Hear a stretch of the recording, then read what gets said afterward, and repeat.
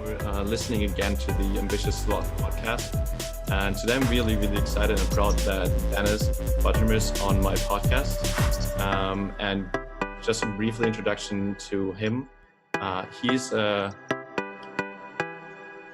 consultant and coach for businesses, which goes more in the direction of mindfulness and productivity and helps them to have a better work experience.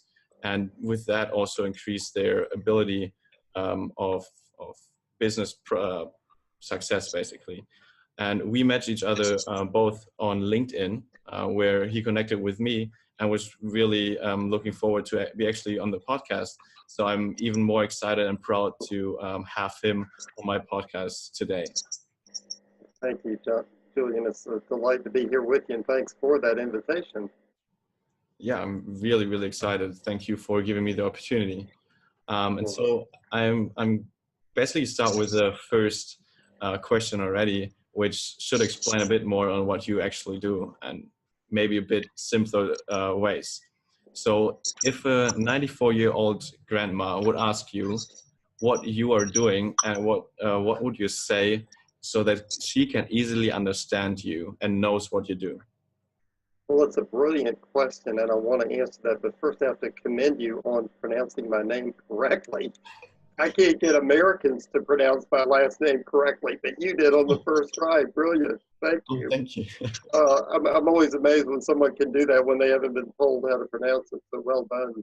I was actually thinking beforehand how to pronounce it, but I just tried it. That was perfect. That was perfect. Thank you. Thank you. Always a surprise to me when that happens. Well, let's go to that 94-year-old grandmother. And this is very interesting because for a few different reasons. One reason, it is of great interest to me that this came up because my wife, who also we're in business together, she literally was meeting with a 96-year-old grandmother the other day, teaching her about mindfulness and meditation. It's unbelievable, right? So we haven't truly had someone that elderly before. So she said the woman was quite open to it. And so, I mean, starting off, let me just say it's never too late to learn some new things to improve the quality and maybe the quantity of your life. Yeah. So if I was saying what I do and I was sitting with a 94-year-old grandmother, I would probably say, well, what I essentially do is work with organizations that includes executives and employees. And then I also work with other people in private practice from all sectors, all kind of areas of life, including a great deal of cancer patients. And what I do with all of these people is basically a similar thread, and that is around a concept called mindful performance.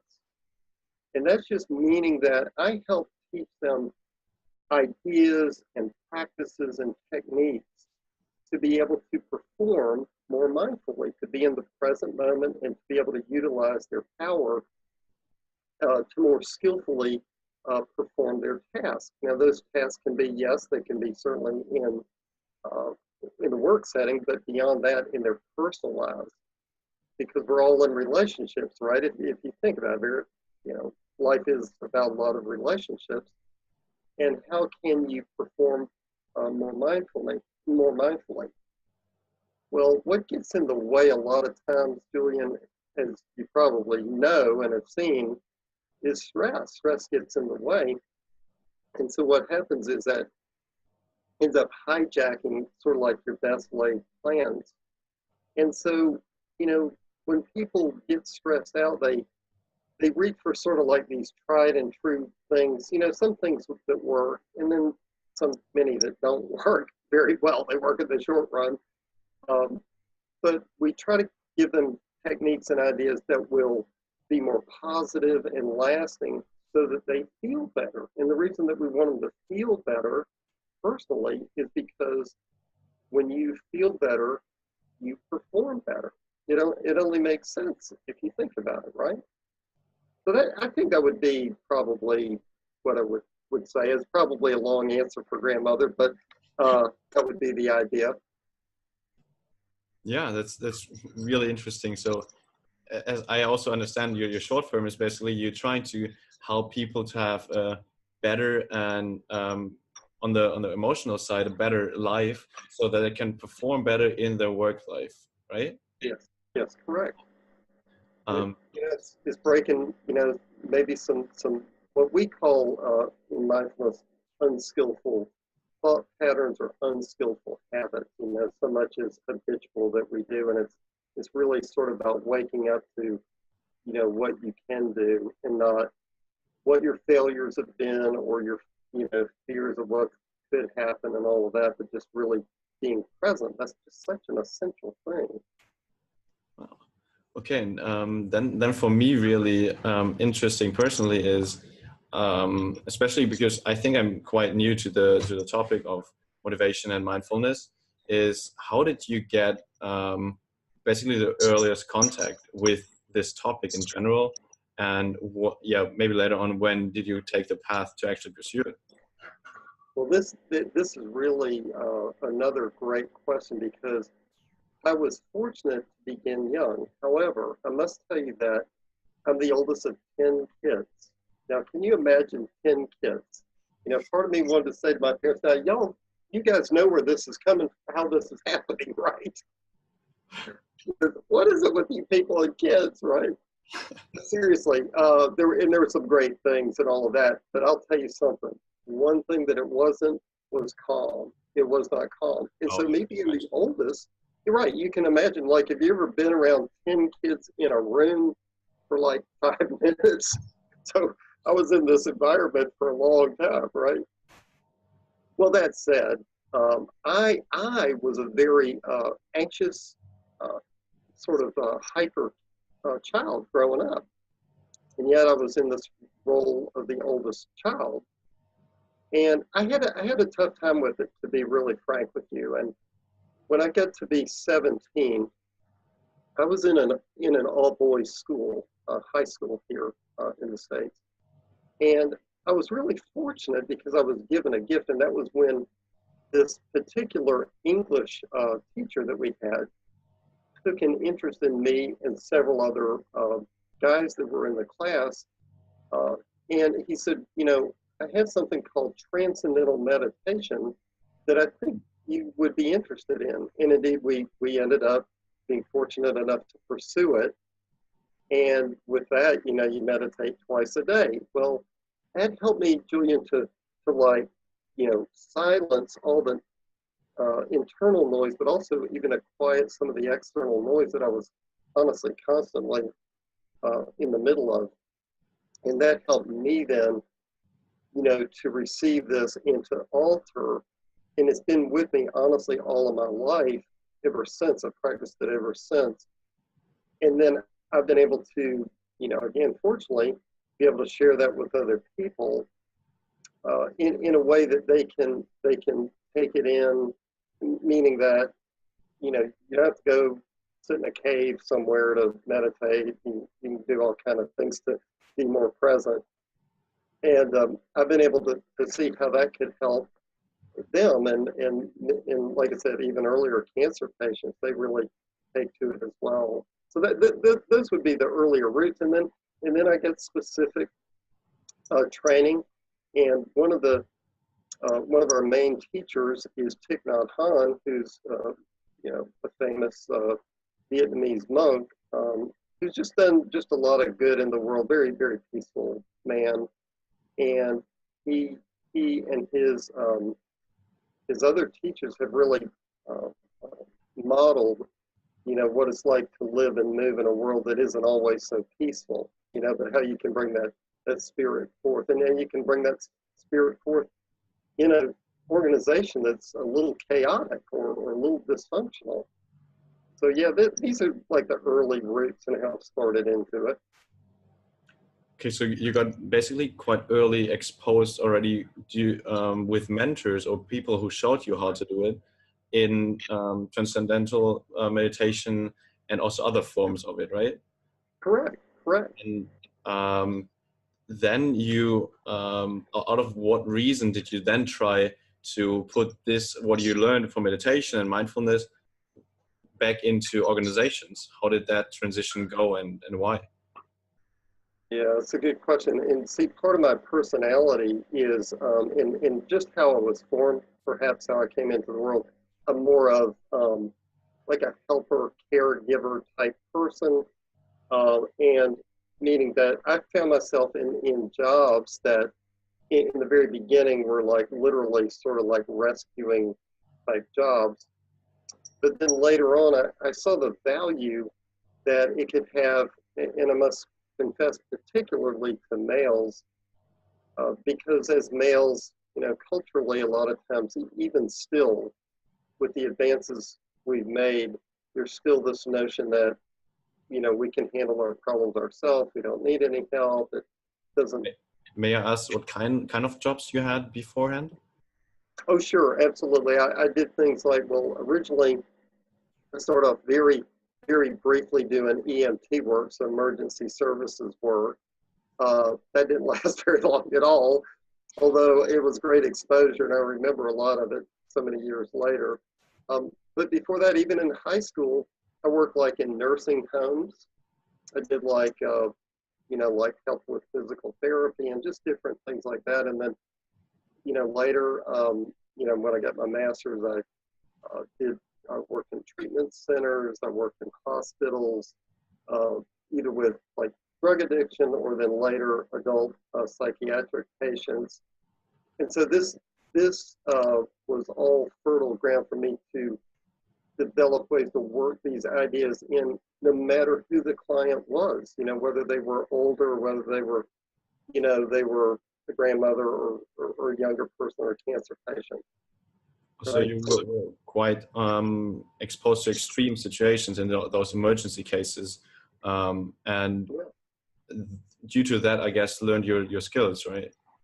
Yeah, very intense and very honestly scary things where, I felt like I was quickly meeting my own edge. And I can see how, people in those fields, emergency services, first responders, things like that, they really, even if they seem like indifferent at times, they're really taking a bodily and a mental hit when they're doing all of these things. And so I remembered that, and I remembered, people that I worked with in nursing homes, and then as I went through these treatment centers, I saw other counselors and people who were effective in what they did, and I was curious what made them that way. I was pretty curious.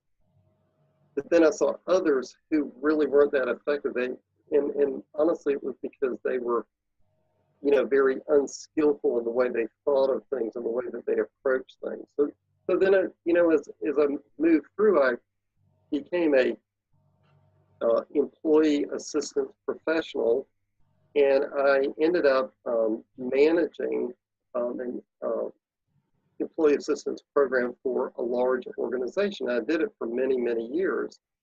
And with that, I would go into, it would be like what has been called a critical incident situation, like a train derailment or police shooting or things like this.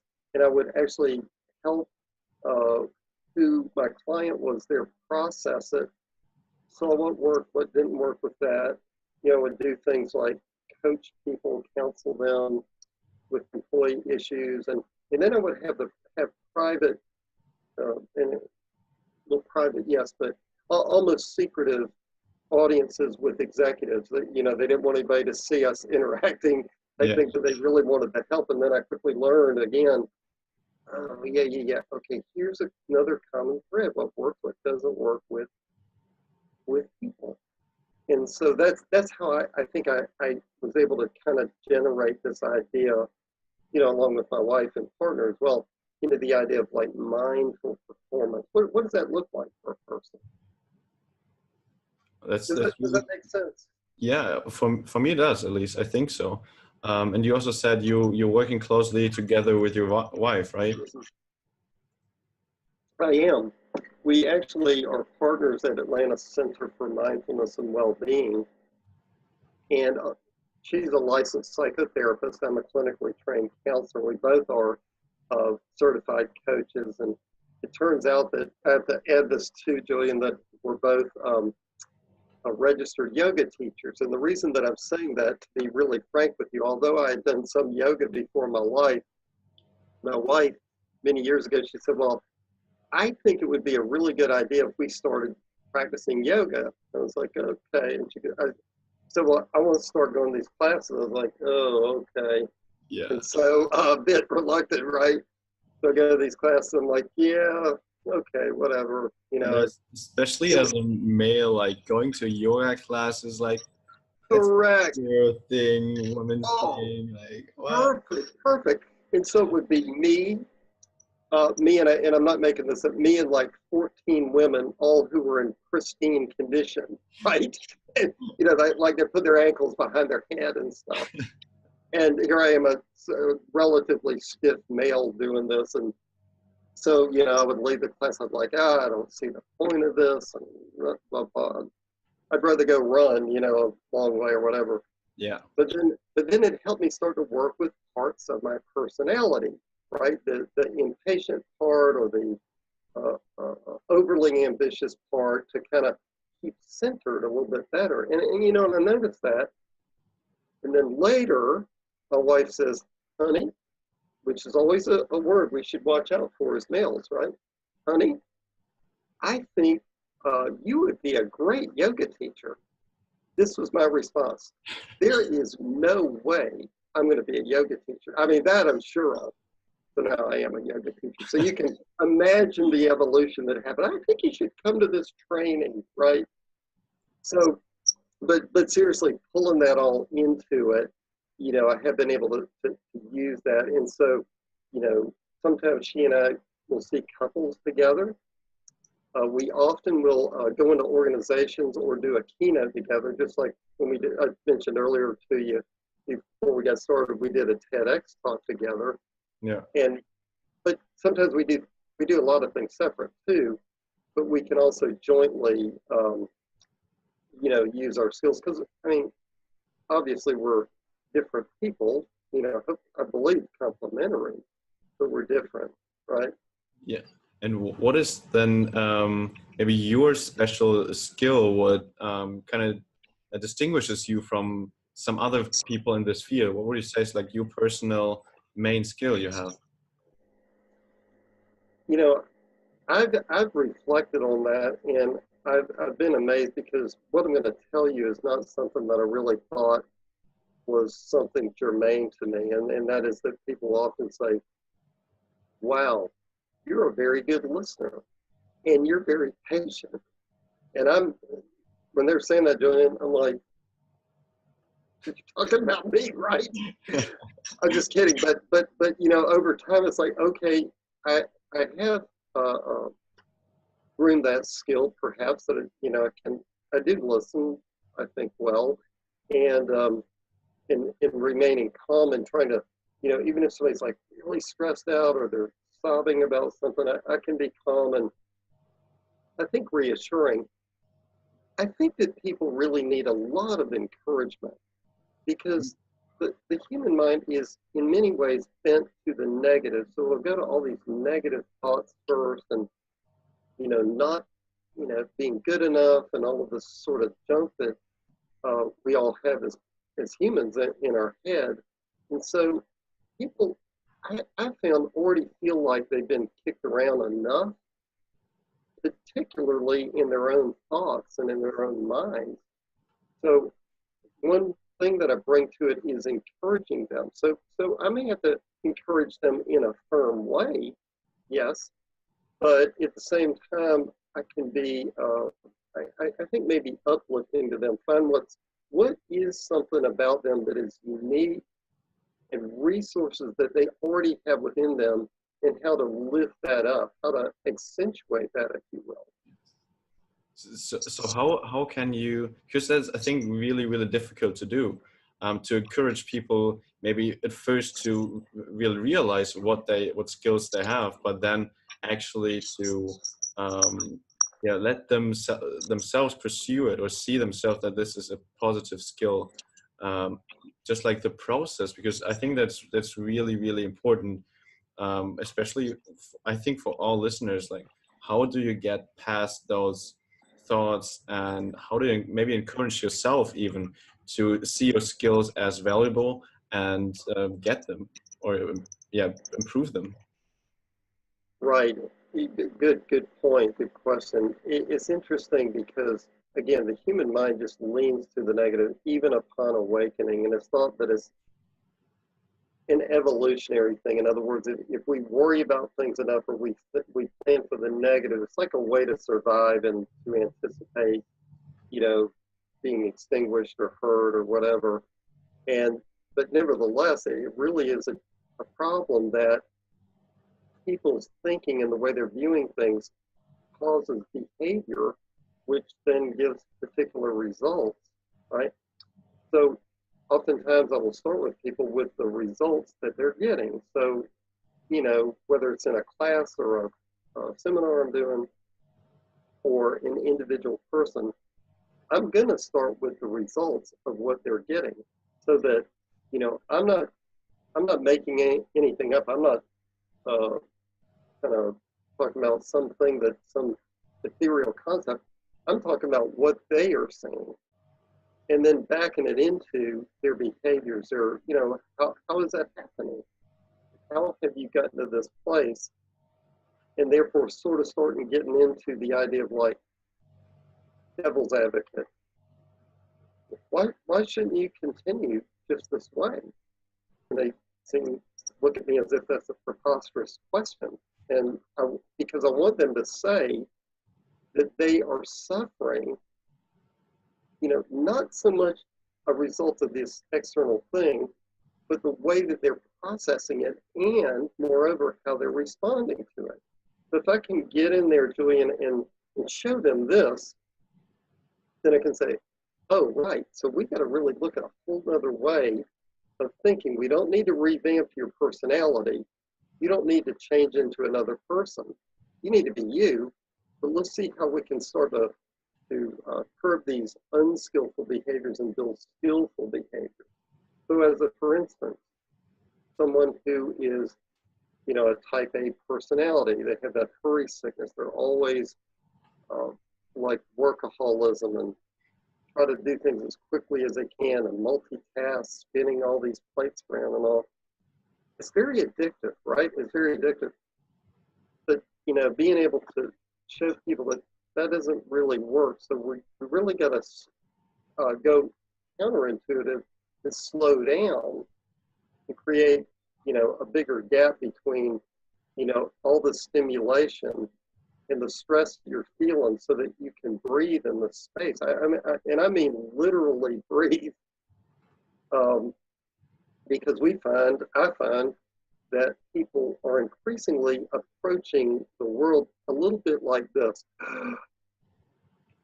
So they may literally be holding their breath, or they're breathing shallowly into the chest, you know, almost hyperventilating. And just the attention to the breath sometimes, and techniques around that, can get people to shift. Or I can help them to learn like a very brief meditation. I'll just say, like, we're going to close our eyes for like 2 or 3 minutes. I'm going to do this with you. And I'll just say, like, put your hands like this, sit up straight, both feet on the floor, and I'll take them through like a 2 or 3 minute meditation. They'll come out of that, and they've been exposed to it. They get a taste. And I'll just say, like, how is your body feeling? So, you know, many will say, like, not bad. Or they might say, good. I feel more relaxed. And they'll say, but what, yes, and what about your mind? And so, like, yeah, it just seems like it's just more settled down. I'll say, right. So if you practice more of this, you'll get more of that. And if you have a clear mind and your body's more relaxed, what do you think will happen? See, so that's sort of a bit of the building process. So basically that it also helps over long term if you practice this more and more in the, I don't know, morning or evening, that it helps you throughout the whole day. Is that what you say with like practicing more? Absolutely. And I'm glad you brought that up, because there have been recent studies that show that the most successful executives in the world have a positive morning ritual, a Yeah. positive morning ritual. Now so you think about, let's take the average person. They wake up in the morning and they may go to the bathroom, they may, take some thyroid medication or something. But after that, what do you think the main thing that people will do at that point? Pick up their cell phone. Now, the cell phone is a really great thing. I have one. So in full transparency, I have one myself. It's a great blessing. What happens, right? The Yeah. first thing in the morning, though, you get on this thing, right? You're like, okay, let's see, anybody message of, my sister called. I wonder what that's about, and what's happening on the news, etc. Oh my gosh, I'm on Facebook. What happened? I wish I could go on that kind of vacation. Like, in other words, you overstimulate your mind coming right out of, basically unconsciousness, and begin filling it with a lot of mental chatter. Well, these executives have found, and I've certainly found personally, that if you wait on this, you wait 30 minutes, an hour, and go ahead over here, have your cup of tea, your coffee, whatever, sit by a window and just be still and meditate, or do some other positive practices like gratitude, like you speak out loud or you write down 5 things that you're grateful for today. These kind of things, you cultivate that clarity before you start or as you're beginning your day. Because most people, you never really hear anybody say, I need my life to become more hectic, more stressful, right? I haven't never heard that before. Right? We all want, seemingly, we all want more calm and more clarity, right?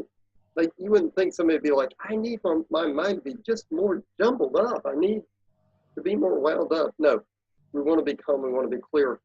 But unfortunately, we may be unwittingly, innocently, sabotaging ourselves. So if you build in that morning meditation, and if you can do a second one, oh my gosh, you see a profound difference in how you experience people, your day, just your life.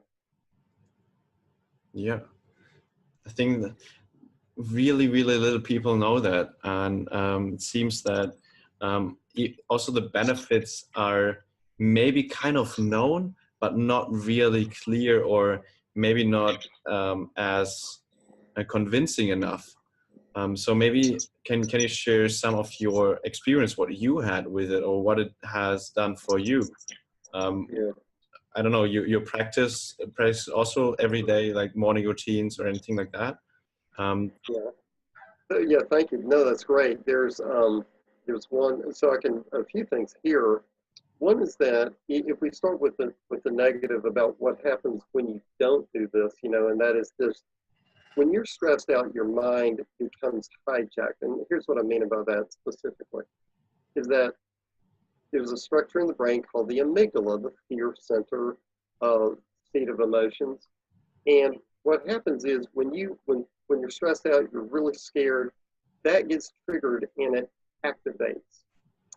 Now, when that activates, what happens is it literally takes over the functioning of the left prefrontal cortex.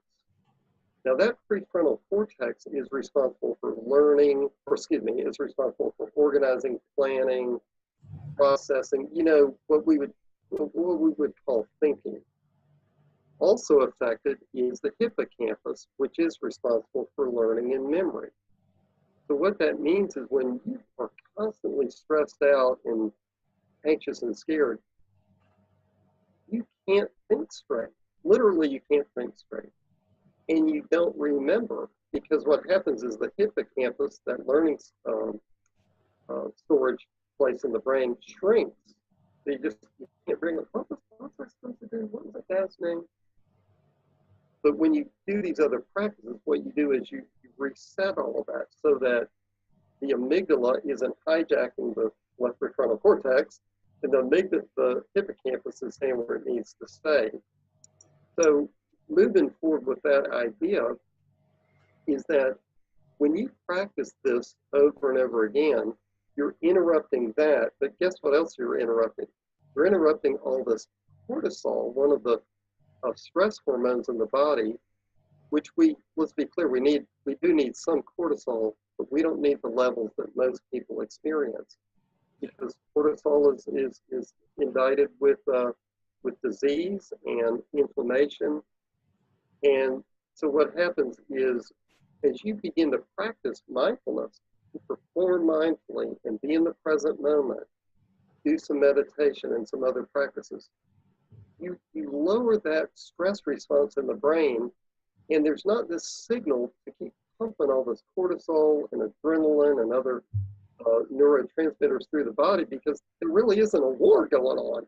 You're just mad at your brother. You're just upset with what the company's doing, but you're calm within. You're going to do some bad. You may not like it, but you're not seeming like you're in a huge life or death battle. And your body responds to that. Your body goes, oh, yeah. And it's lowering inflammation, which is preventing or assisting with disease reduction. It's lowering symptoms like around anxiety, depression. It's helping you sleep better, helping your blood pressure be more normal. And it's helping you just focus and be appreciative of what's in the present moment. That's a little bit of a short answer as to what some of the benefits are. Yeah. Does that make sense with your question? Yeah, so maybe also what I experience as this, not as a benefit, but as a negative part of not doing it, is when I, for example, not have like a certain time when I have to wake up and do some sort of morning routine. So it doesn't matter whether it is writing anything down, or it's meditation, or just like the normal routine of taking a shower, and just like really basic. If I'm not doing this, I feel throughout the whole day less productive and less willpower, and just like a bit more, not really depressed, that's maybe like a too hard word, but not as uplifted as I am with when I do the morning routines or any kind of it. So even with like a really, really small routine in the morning, it helps me throughout the whole day, that I really, really kind of enjoy it more, but also see that I can do a lot more. I'm more active. I enjoy it just more. And not even considering the part that I'm thinking more clearly maybe, or that I'm way more productive. Just like really the basic things that I enjoy more. And I think this small part is already like such a huge advantage over when I would, for example, now as a student, you have quite often the possibility to sleep in, or I don't know, to do different things to interrupt your normal daily schedule. And when I do this, I'm every single time I feel bad about myself, because I was too stupid to actually do it again, and then felt throughout the whole day a bit less productive and less good.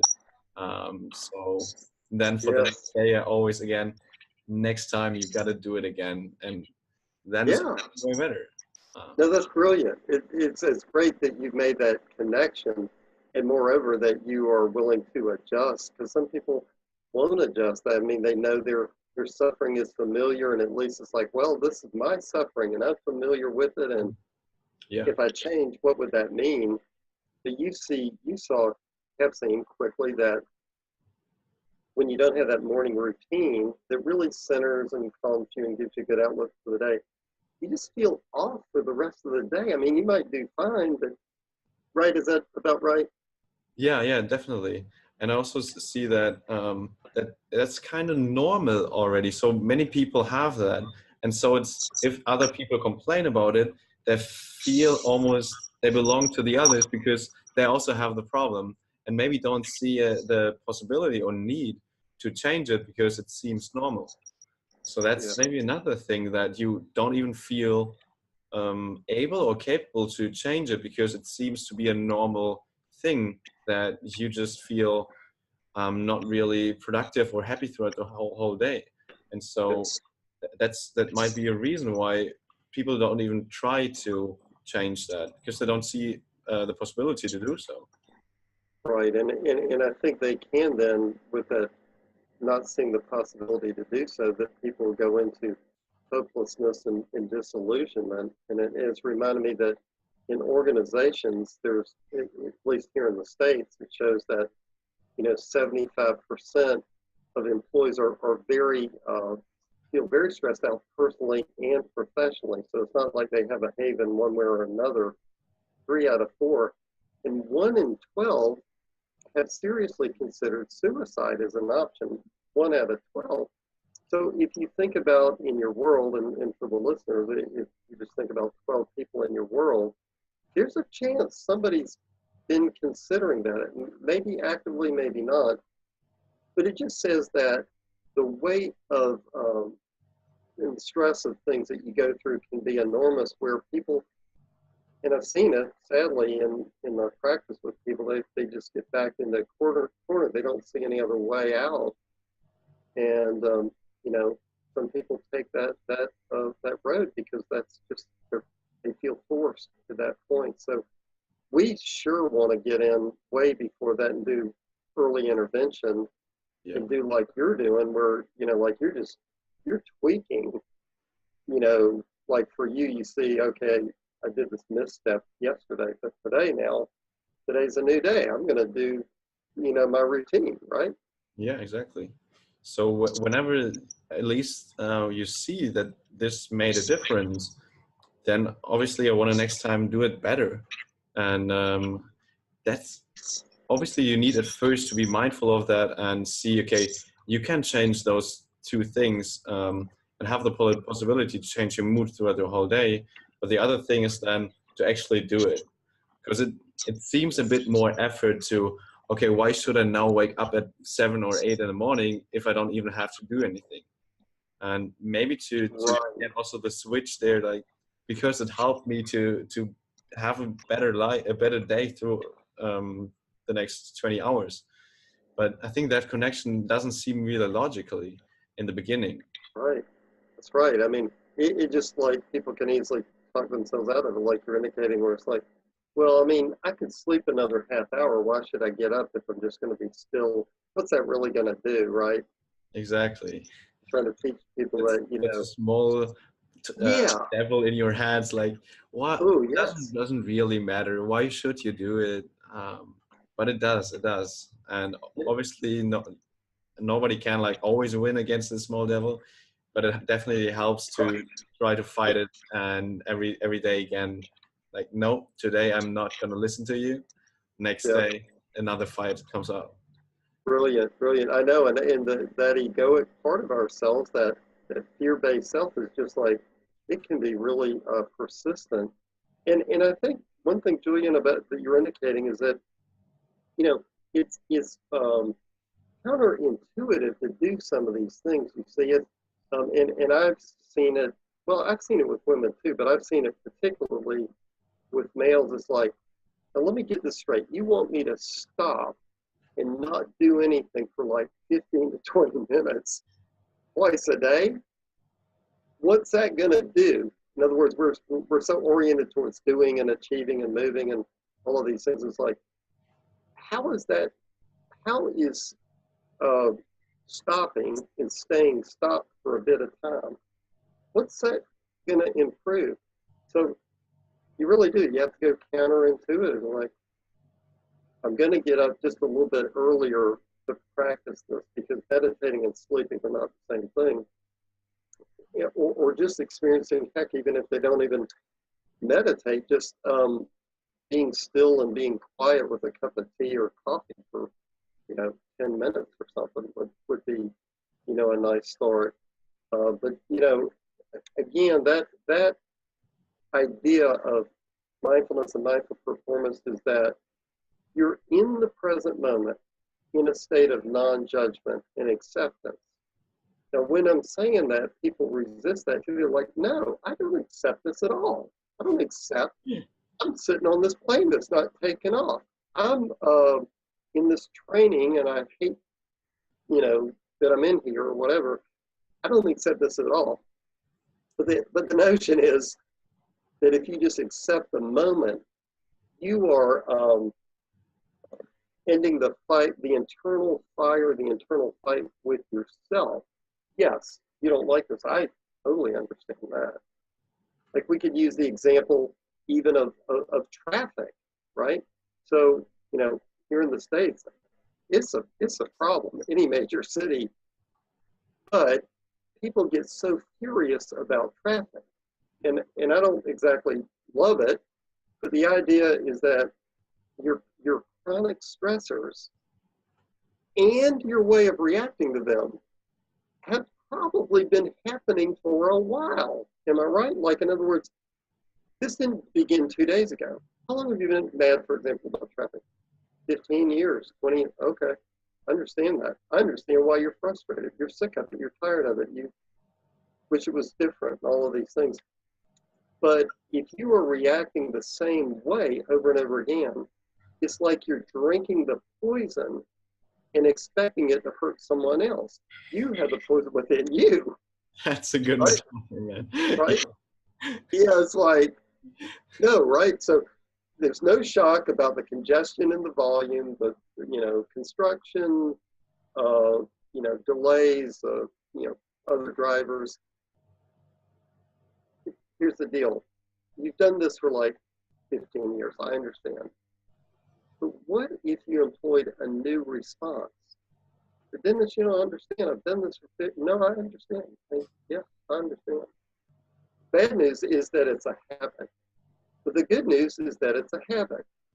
So you can begin right now. Today is a new day. This is a new moment right here. We all have self-efficacy. We all have self-determination, right? So we can choose something now. So let's say that one of your viewers is like, you know, really angry about a situation or whatever.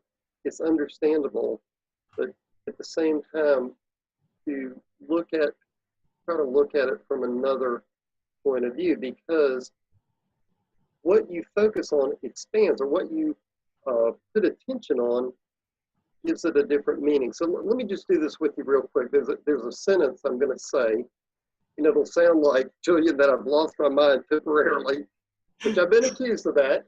Okay. But enough about family. But I'm going to give you a sentence to make a point, and then I'm going to say that sentence quickly 7 different ways. Okay. I never said he stole my car. Now, second one. I never said he stole my car. I never said he stole my car. I never said he stole my car. I never said he stole my car. I never said he stole my car. I never said he stole my car.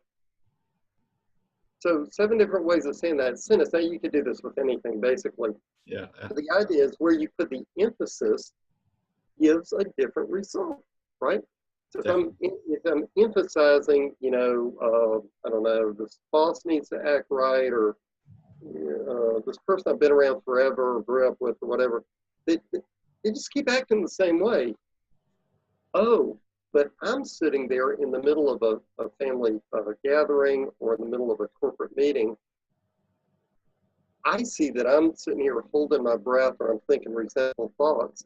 I can interrupt that. I can slow my breath down, breathe in through my nose, fill up my belly gently, and let it out. Just doing that a few times. Or I can, you know, just turn the attention to what I'm grateful for. Or I can cultivate, you know, a notion of, you know, what this person was like as a child, or, you know, I could send them good wishes. I could pray for them. I could, you know, in other words, with your mind, you always have a choice, right? And so again, where are you going to place the emphasis? Because you're going to bring forth more of where you place the emphasis.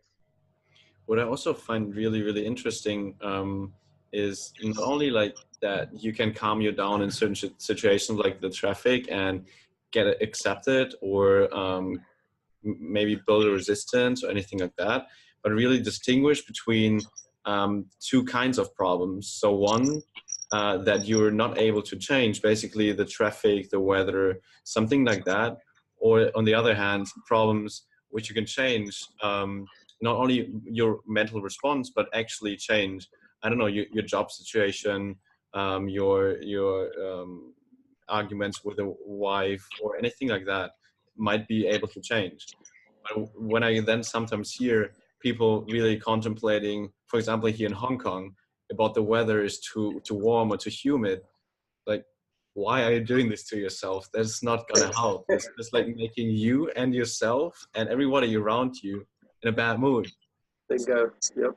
So this is something sometimes really hurts me when people are contemplating about things they really cannot change, and then expecting other people to maybe join them in their dwelling about those problems.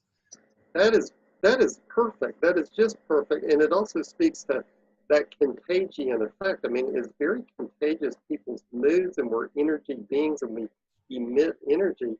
Now we can do that for positive or negative. That's for sure. If we really think about it, we could probably think of, you know, either very positive words that could be said or very negative words or actions that could be taken that, wow, it's going to have a visible effect on people around us, right? Yeah. So that commiseration, although it is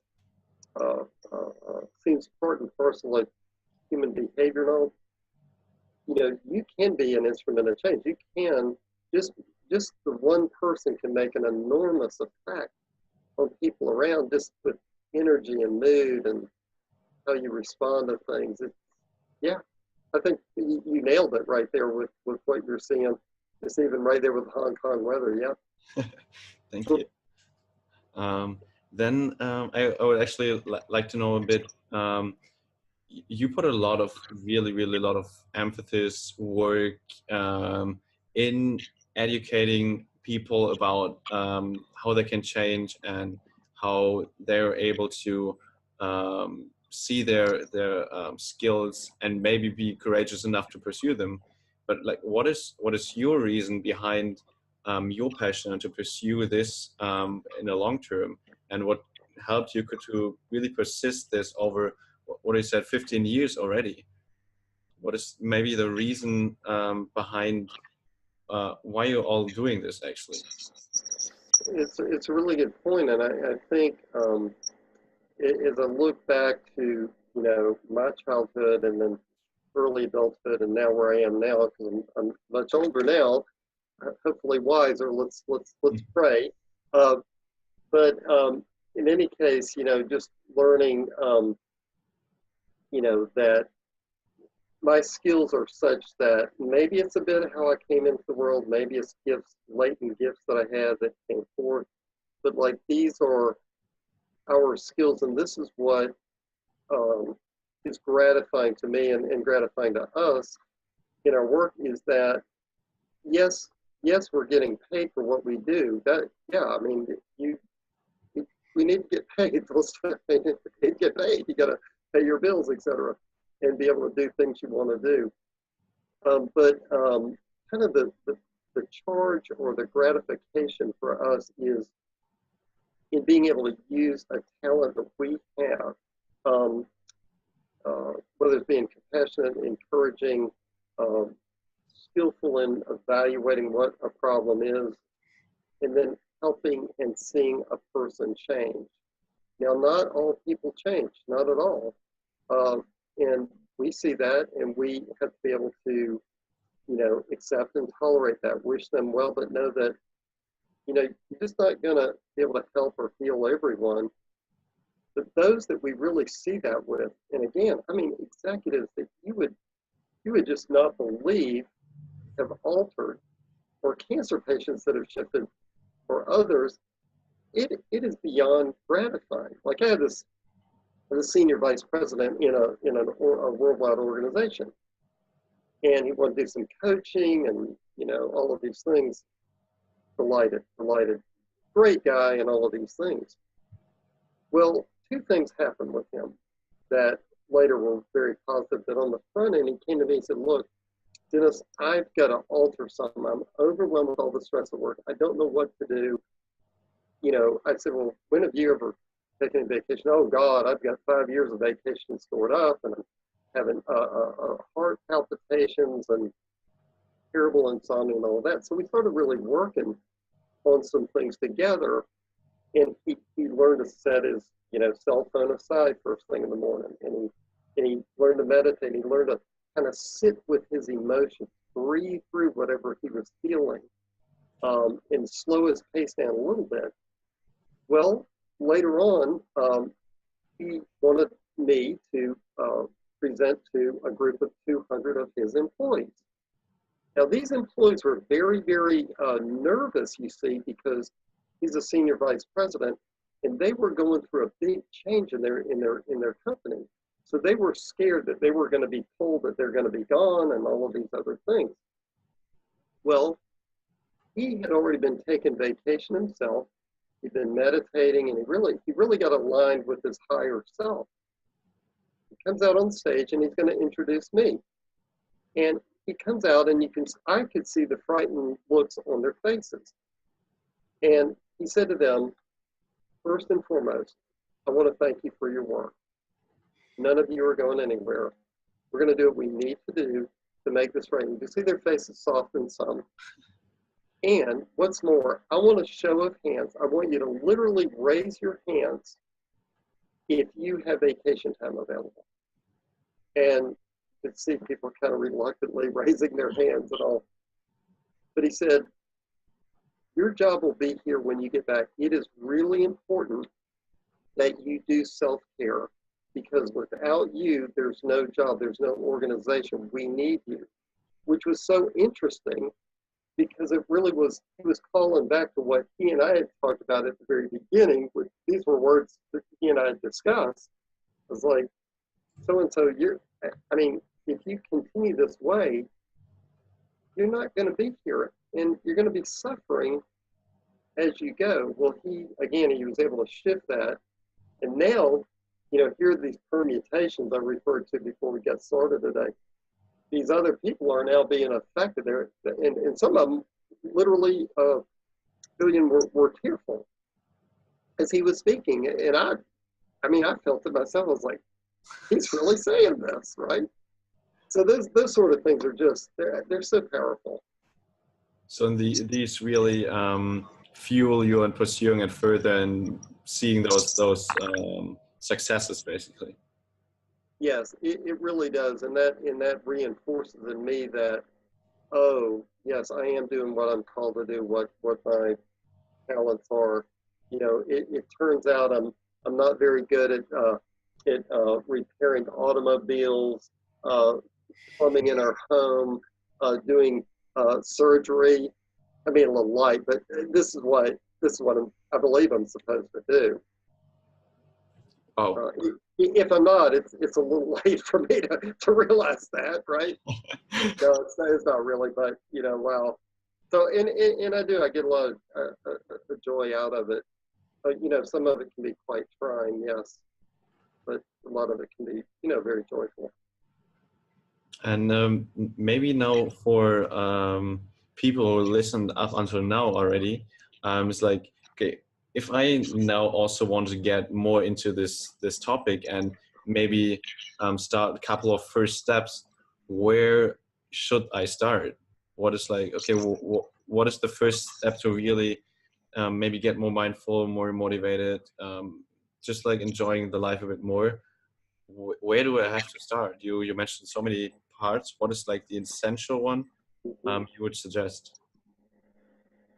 Yeah, just in terms of some steps that I would suggest, one is to begin in the immediate moment. So wherever people are and they're listening to your podcast, just to get in touch, just to notice their breathing just as they're sitting listening, and to just do this a few times, that deep belly breathing. So they're breathing in through their nose, gently filling up their belly like a balloon and letting it dissipate, just very slowly. This isn't anything we're trying to hurry through.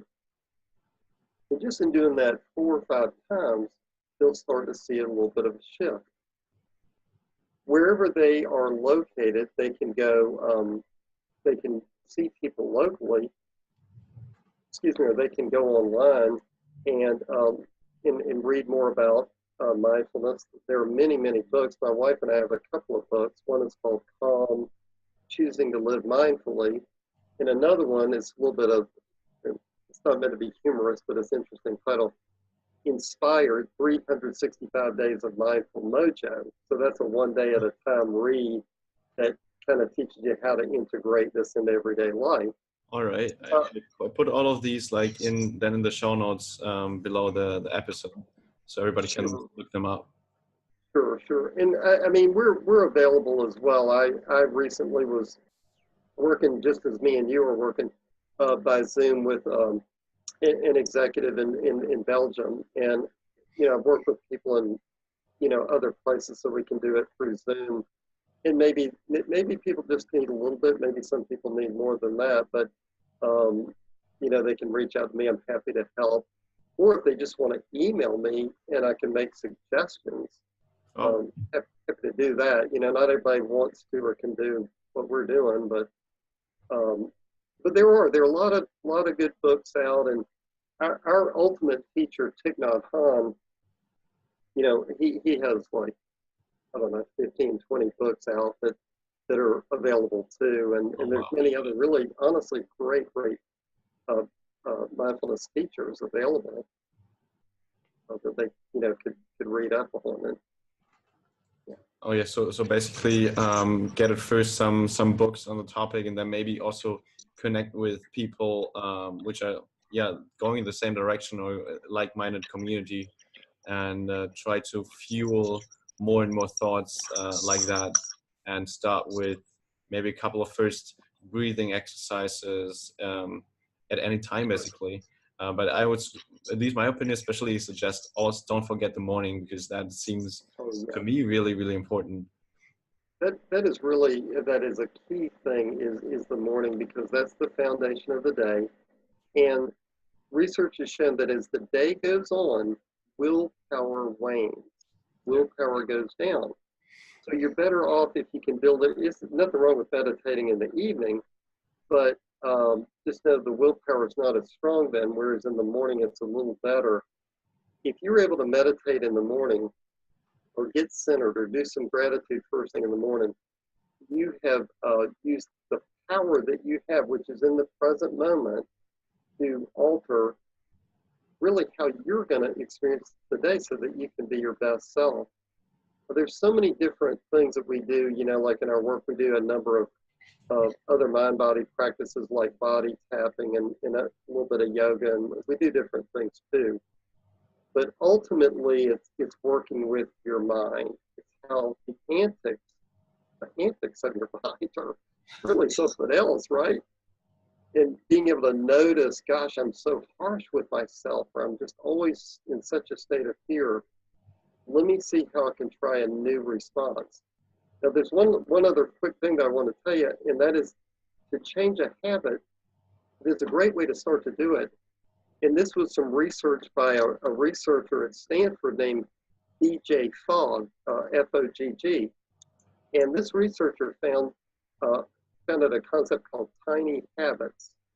And with tiny habits, you just add one little tiny habit to an established habit that you already have. For instance, every time you go to brush your teeth, before you brush your teeth, you look in the mirror and you say something affirmative toward yourself. Or you're having your cup of coffee. When the coffee is brewing, you sit quietly for a minute and meditate, just a minute. Yeah. Before you get into the shower, you want to improve your physicality, so you do, some push-ups before you get in. So you're just adding a tiny, I know it sounds, just add a tiny habit. It's something that, you're going to take a shower every day, or you're going to brush your teeth every day, or you're going to have coffee every day. So something you're going to do anyway, you're just going to build that in. And then pretty soon that becomes a way of life, another habit. That's sounds really interesting and super easy to do, to like really just you establish, and you have already like so many habits, which you do obviously every day, and just like one minute additionally, like super easy to do. It's really nothing. There's so much I can say. I know we're getting at the end, but there's an interesting Zen koan that says, if you're too busy to meditate for 20 minutes, you need to meditate for an hour. It's a paradox, but it's just really interesting. Like, who doesn't have 1 minute? And I've even kidded with it. Like, well, now let me get this straight. You literally don't have 15 minutes anywhere. And people are very convincing doing that. No, I really don't. They do, but it's choices. So maybe setting a positive intentionality about what you want to do to move forward. But the last thing I'll say is that it's not too late. Wherever you are, doesn't matter your age or any of these things, these barriers we put on ourselves. It is not too late. You can alter, and today is a new day. This is a new moment. But I also see that, I guess some would say, yeah, okay, if I do this, then 1 minute, it wouldn't even help. So why should I even try to do it? Why should I even bother adjusting my routine for like a minute? Okay. Well, we know that if you don't do that, what you're doing isn't going to work. We know that just based on what the person's probably said. Yeah. But so we have to build slowly, because if you don't, I think for anybody listening, you can think of times where you really want to change something about yourself, like, okay, I'm going to stop overeating sugar or, whatever. And so you go from eating a ton of sugar one day to the next day, like, I'm not eating any sugar now.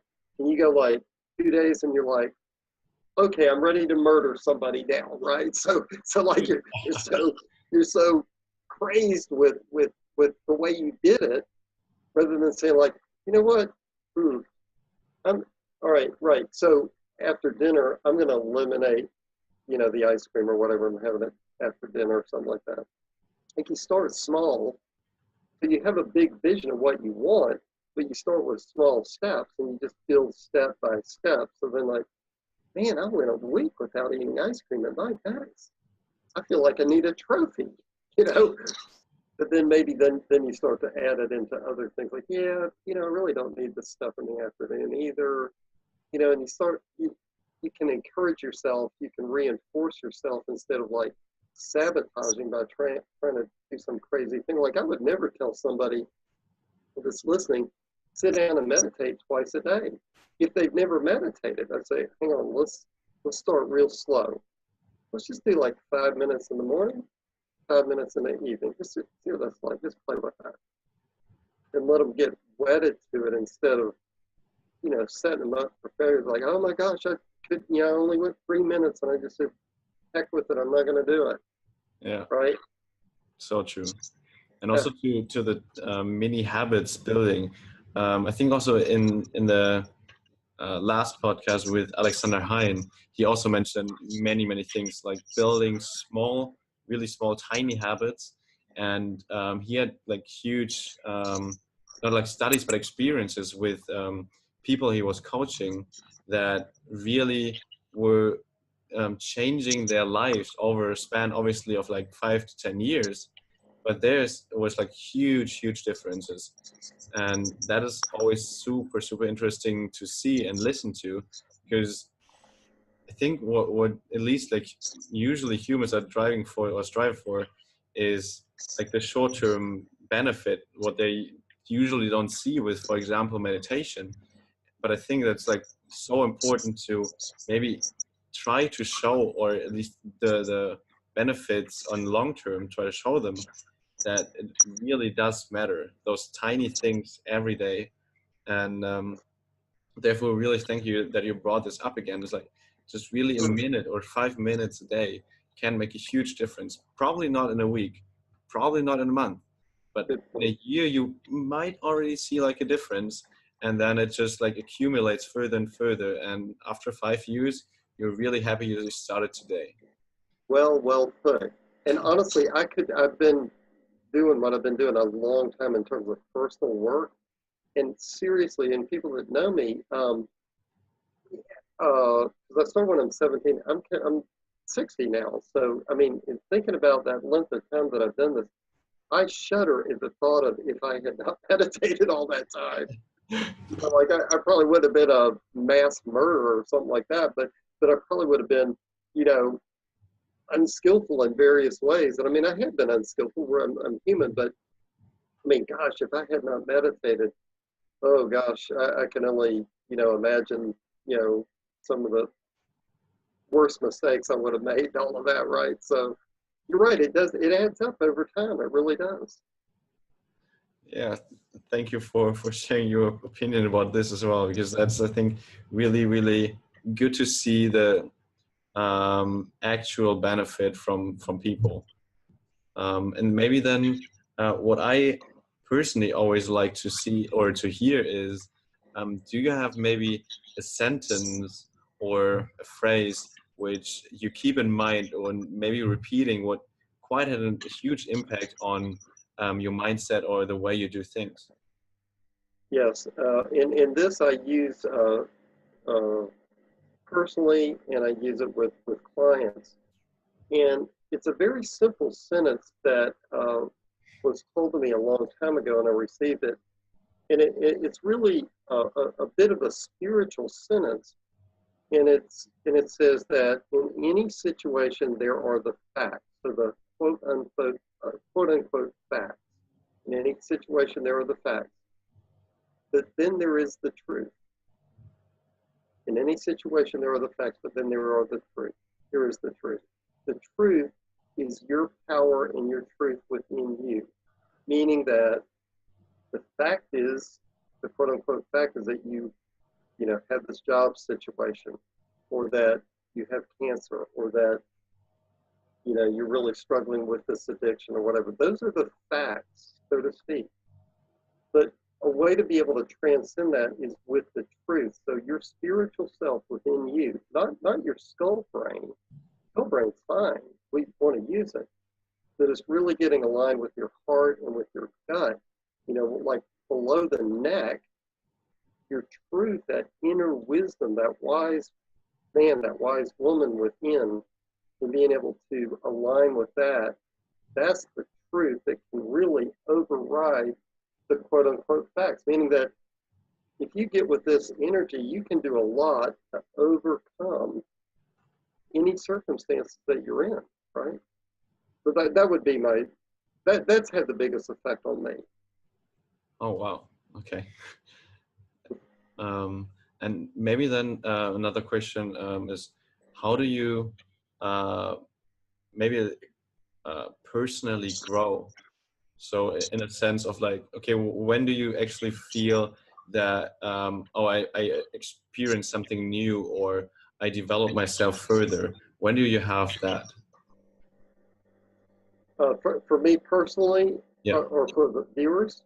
Not for you personally. Oh, right. No, there are ways in which, I do stretch myself, because I, like anybody, can get into a comfort zone. So, I am a professional speaker, and so, I do speak to organizations and conferences and all of that. But, I still have to stretch myself to get up there and do that. So, I've done it. I've done corporate training earlier in my life and all, but I've risen, to a point where I'm doing it in front of a lot more people, and you can feel like a lot more is at stake, right? And so being able to stretch myself out there to work through my own, nervousness about doing it, the implications of it, and all of this, uh, these are ways to stretch myself, or just with other skills I learn along the way. I know that I have to go with whatever I'm doing new, Julian. I have to be aware of cognitive dissonance that most people will go through with that new skill. You know that, I can tell the way you're responding. Yeah. You got to go through this period of discomfort. It's not going to feel right. You're like, no, I don't get up on a stage. Am I crazy? I'm too nervous. I sit in the audience. I'm really good down here. Or you decide to change your eating habits, exercise. You're going to be practice patience, whatever it is. Some parties like, no. What are you doing? Are you crazy? You're not patient. You're totally impatient. Act that way. So we got to sit. We got to sit through that period of discomfort. Yeah. Then, oh gosh, then there's fruit, right? There's the good stuff at the end of that. Yeah, for me it was already like really putting the podcast out there and like basically starting it to Yeah. call it officially a podcast instead of just like with a friend talking and maybe recording it. So this, and then basically stating it as my own product or work and putting it Hmm. out there in the internet. That was it, I think in many opinions not really necessary, but for me to personally grow, it was such an important step to from basically keeping it from a personal thing and to making it something professional. Trying to make it something professional is a huge other level, and Uh, therefore I think that also brought me then out of my comfort zone and helped me to personally grow. I see that, and that was very powerful, and it was terribly courageous. And I can relate to it because, you're not, nothing wrong with building a car, not at all, but just to draw an analogy, if somebody has a product that you were part of, they don't know, I mean, they know this dealer or whatever, or this type of car, but they don't know that you had a part in it. But you doing your podcast and getting out there, man, you're putting yourself on the line, are you? Because it's like you are your product. You're sitting out there, and I mean, it's and I would say it for our work too. I mean, it's risky. You don't know how people. Most people are going to respond favorably, but I mean, people can do all kind of things, and say things and take pot shots and all that. And I would think with you, probably not, given your demeanor and intentionality, but still, it's a risk, isn't it? You had to go through that. Yeah, but I obviously see already the benefits I get. I mean, the podcast with you, the last episodes, that was already like really for me cool personalities to work with and to have me on my podcast, and therefore it's already I couldn't have imagined so many people also listening to it. I think I've already like about 300 downloads in 2 months that I've never imagined It's in awesome. this period of time. And so therefore, this short courageous moment of actually pressing the button and putting it online gave me already so many benefits and positive moments I had through this. And I think also build more and more skills through, like, for example, interviewing or just like communication with people. And that's something I really I'm proud of that I made this small step of putting it online. And if somebody has like an idea or something they're not sure about, just really put it online and see what happens. And at least I had only positive experience with this. So I can Uh, really, give that to the others.